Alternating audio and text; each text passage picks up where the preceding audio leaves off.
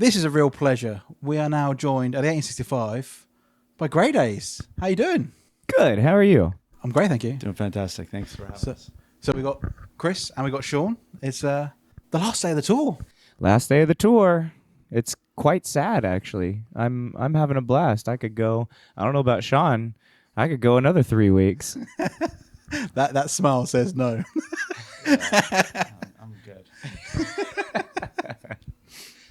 So has the tour been treating you well? Has Europe and the UK welcomed you with open arms? Yes. It was, whenever you come over, do first time through markets, you never really know how it's going to go. And this has been the ones where, especially like Southampton, Newcastle, the ones where the first time through market, welcomed with open arms. And it's been a blessing. And these guys have been amazing. I mean, there's a lot of stuff I want to get through, but there's one thing I just want to jump straight into, which is one of my contenders for Song of the Year is Monster You Adore. Mm-hmm. Like, that song is incredible. Like, where did that one come from? Because I don't know how to describe it besides it's a near perfect track. So here's the story behind that. We were writing, and we've been writing for years now.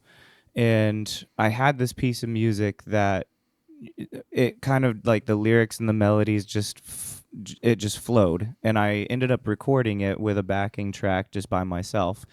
And I was actually really shy to share it with Sean in Grey Daze. And we have this text thread. And I was like, I'm not sending this in the text thread. I'm only going to send it to Sean because I'm just like, I'm scared about this. Because, it's a very personal song. And I sent it to Sean, and he was like, that needs to be a Grey Daze track.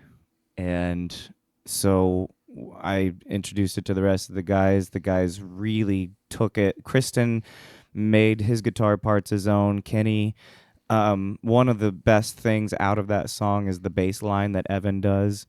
And with Sean's drums, like this thing, it just took on its own identity 10 million times better than I thought it could. And it's one of those things that was like lightning in a bottle. Yeah.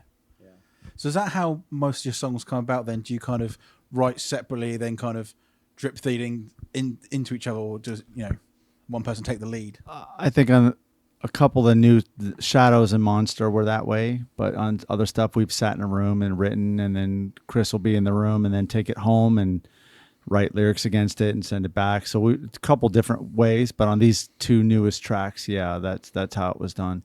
And he brought in the idea, the melody, and we just worked on the arrangement and making it sound like a Grey Daze song from what it was. It sounded a little more poppy when he brought it in, but I think when we were done with it, we all looked at each other and were like, this is a special track. I felt like it was the strongest track, and I liked all the ones we did, but for me, I think it's gonna do the best. And we just went to radio with it in the States a couple weeks ago, and it's already showing a lot of promise. And I think what Cris has been mentioning, the most impressive thing is that it's only been out for a few weeks, and we're showing up at all these shows, and half the crowd knows the lyrics and singing it at the top of their lungs. That, for all of us, became a really special thing. Like, oh, okay, we're onto something here.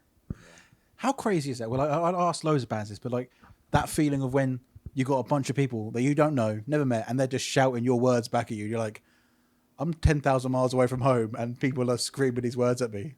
There's very few moments in my life where I feel like this is exactly what I'm supposed to be doing. I get that feeling very rarely. I always have very high expectations for myself, and I never meet them. When I fly thousands of miles and show up at a place that I've never been, and they're screaming these lyrics back to me, are kind of the only moments in my life where like, oh, this is what I'm placed here on this earth to do. Yeah. It's for me, especially with this style of music, especially with the way Grey Daze are. It's the way you connect with music, on such an emotional level and things, and that's why for me music is so important, because it's just something you can, no matter what mood I'm in, there's a song for that mood that can either it can either help me out with that, like lift me up, or it can sustain that mood. Like there's nothing like music, I don't think. Well, music is the soundtrack to our lives, right? We can hear a song, we can know exactly where and when and what we were doing at any given moment, and that song will remind us of that moment. So I think that's a special, unique thing to music specifically. For us, on your earlier question, it really makes the work, the grind, the sweat, the hustle, the getting on a bus and driving around worth it when you see fans in the crowd that are crying, listening, and repeating the song back to you as loud as you're singing it to them, and they mean the emotional intent back to you as much as it was that we put into the song. And that's one of the cool things I think that we got when we got Cris in the band, is his emotional honesty in the lyrics really comes through. And I think that is a really difficult thing to try to capture. So it was a pleasant surprise, because it wasn't like that was predicted or expected. We're just like, oh, he can write. All right. This is good. He can sing, he can write. Can you dance? Well, no. And you'll see that proof every single night when I try. No, something really interesting happened in this band, because you have to make sure. Whenever I first came into the band, the idea was we were just going to do one show, and it was to honor Chester. And so we had no intention actually of writing with each other or any of this. It happened so organically. And the fact that we were able to just come out of the gate with Fake Little Lies and Still Screaming, and now Shadows and Monster You Adore, it's very, very special that we get to do it, and that the fans are again singing it back to us and screaming it, and it seems like maybe it's cathartic for them. They're healing through the experience, and you can't ask for anything more than that for a musician. So kind of picking up what you said, Sean, about sort of like the emotional attempt behind lyrics, and this is kind of for you, Cris. It's so obviously when Grey Daze became more than just one show, right? Chester's lyrics, had always written so emotionally, so from the heart. How do you pick up someone else's words, convey their emotion, and make it related? Do you have to kind of like find your own connection to it to be able to convey that emotion? Because otherwise it seems a little bit false when they're not your words, but it's written about something very personal, because that's how Chester always wrote. There's a direct correlation between the people that are singing back Monster You Adore, like the people that are crying and screaming it back to us. They didn't write that, but they're connecting to it. Yeah. And with me, I grew up listening to Chester with Linkin Park. And one of the things that attracted me to what he was doing was he gave us permission to speak about our troubles. And we, as young men at that time, we didn't have that. And so that I just gravitated toward that. And so when we started doing this, and I got to read these lyrics that Chester was writing in Grey Daze at 17, 18, 19, all the way up to 21, it was like honestly, it was like, yeah, I feel that. Yeah. So there was really no problems for me to connect emotionally to those lyrics. Yeah. It's just, this one for you then, Sean. Like, what is your favorite memory of Chester? That's not even a question I can answer on a singular thing. There's so many great times I had with him, spent many years. Ones that stand out to me, when we got to do vacations that we got to like be away from the world, just going down to Mexico and sitting on the beach, or obviously writing in the studio was always fun. I really enjoyed writing songs with him and doing lyrics, but I have so many stories. Playing basketball with him was fun, and I enjoyed. As obviously I have a lot of early stories, but as our time went on and he became more successful in the world, it was hard for him to go out in public and not be just mauled by people. I enjoyed trying to get him in moments where he was anonymous. So we'd go to a gym and play basketball, and maybe somebody might halfway through, wait a minute, you look, but sometimes nobody would recognize him. And those were cool because he got to be himself and he got to just let go. So those are moments that I always enjoy. So yeah, I could talk for hours on those types of things. Yeah, no, it's amazing. Yeah, I love it though. Just trying to find those, almost because he's out of context at a gym. People aren't going to necessarily put the two and two together. I like that.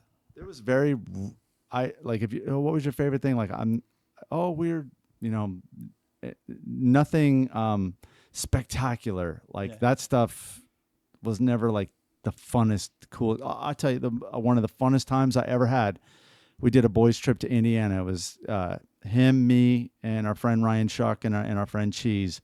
We went to Indiana for 4 or 5 days and just got lost in friendship. And I swear we all came back, our face just in pain from laughing for 4 straight days. And then the world was silent for a few days for us. It was awesome. That was a great memory for me.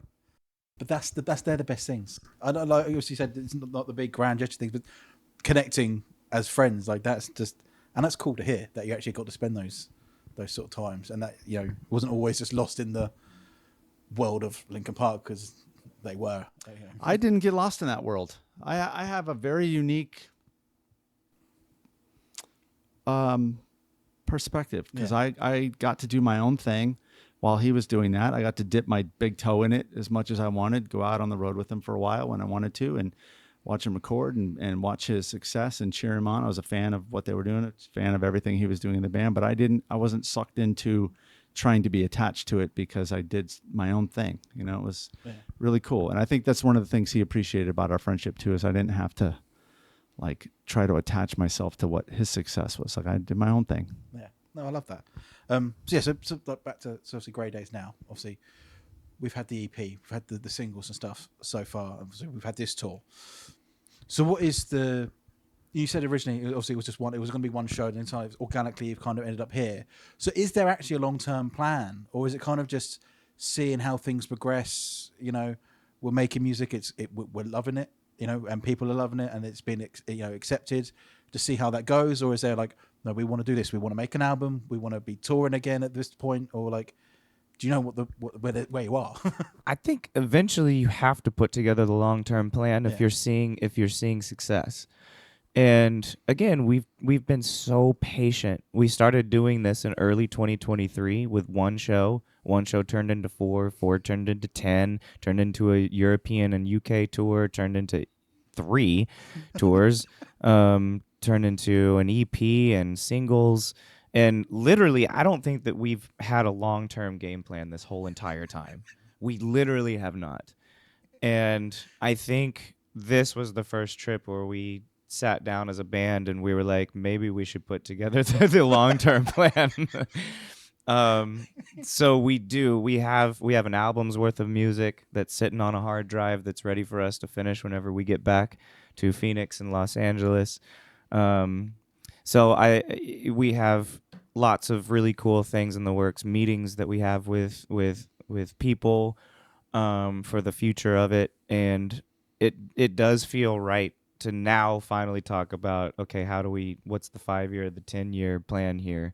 So I think you can expect an album, you can expect a few more tours.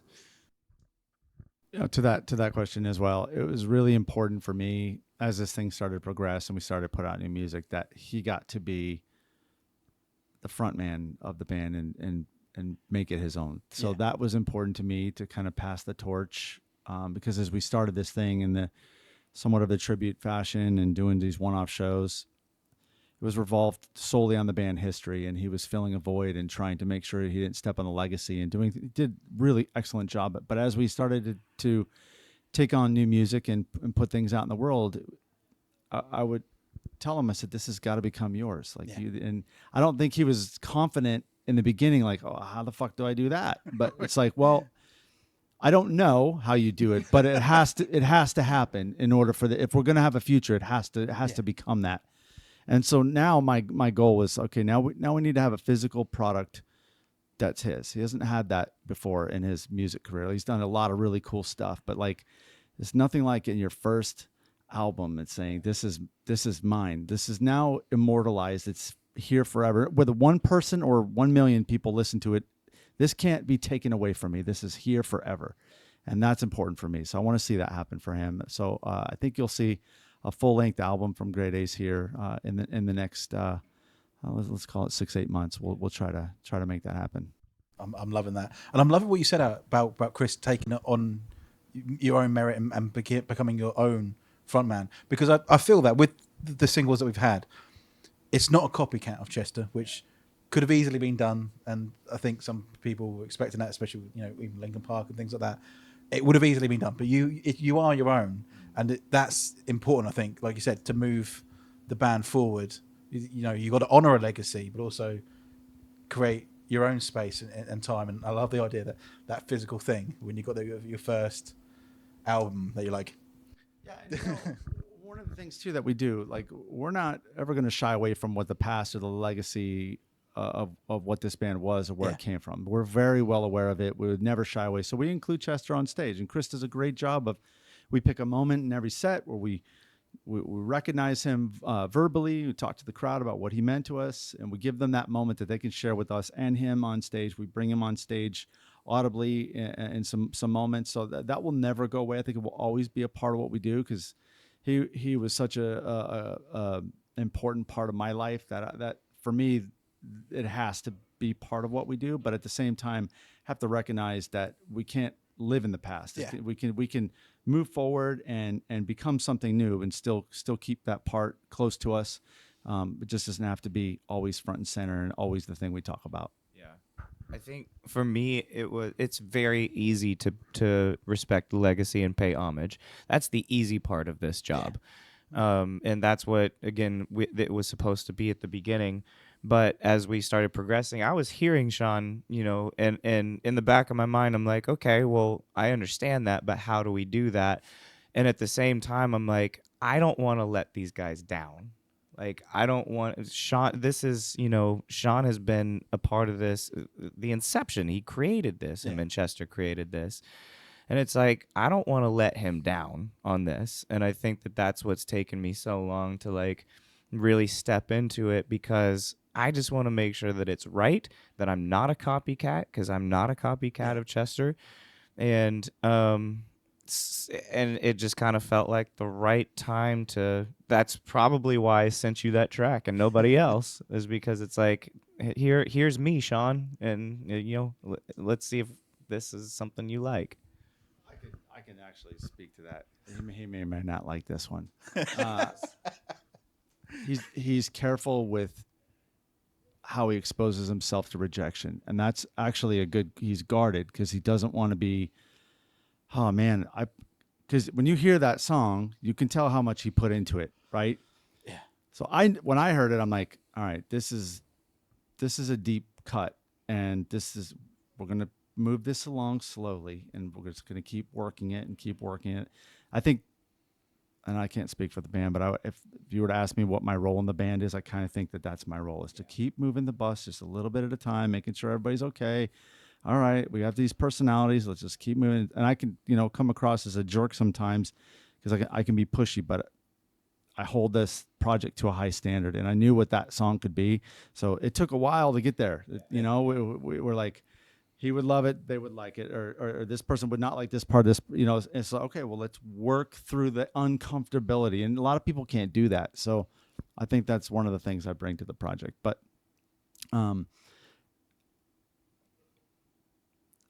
think when he sent it to me, for me, at least my interpretation was that he just didn't want to expose himself to rejection from anybody. I don't think he wanted to expose himself to rejection from me either, but getting it from one person is better than four, or what, you know what I mean? So you could go, okay, well, it didn't really exist. We'll just take it away if one guy didn't, so maybe it was a little bit of that, but I'm really glad he brought it out. And I think it's a very special song. I'm very excited to be part of it. And, we're going to keep moving forward. And to your earlier point, and I don't even know how we did it, because I don't think it was a conscious choice, but we had to develop a sound that still sounded like Grey Daze, that didn't sound like Grey Daze. Yeah, right. So somehow we managed to do that, and we're like, oh, this actually feels good, and we don't sound like two different things. Yeah. This feels like all the same thing. So for me, however we did it, we got to keep doing that. That's what I love, because you've said it all. It's been organic. That's the way I think best music is written. Just, it's not forced. It's come together. It's 4 or 5 guys just working to create this thing. And like, I'll go back to it, but like Monster Door is in my contender for track of the year. The first time I played it, I think I didn't take off repeat for about an hour and a half.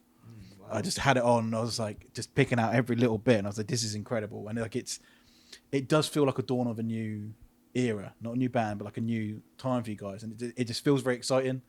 And like this tour, you said it's gone well, which I'm really happy for. And then obviously talk of an album that's made me very happy indeed. It just seems like a really exciting time to be at Grey Daze now, and like just a not I don't know how to put it, it's not a fresh start, but like a new beginning sort of thing. It's a new path. Yeah. A fork in the road. Yeah, it just seems like an incredible time, and thank you so much for allowing me to come chat to you guys, because it's been a real pleasure. This is why we do it. This is a lot of fun for us, man. Thank you.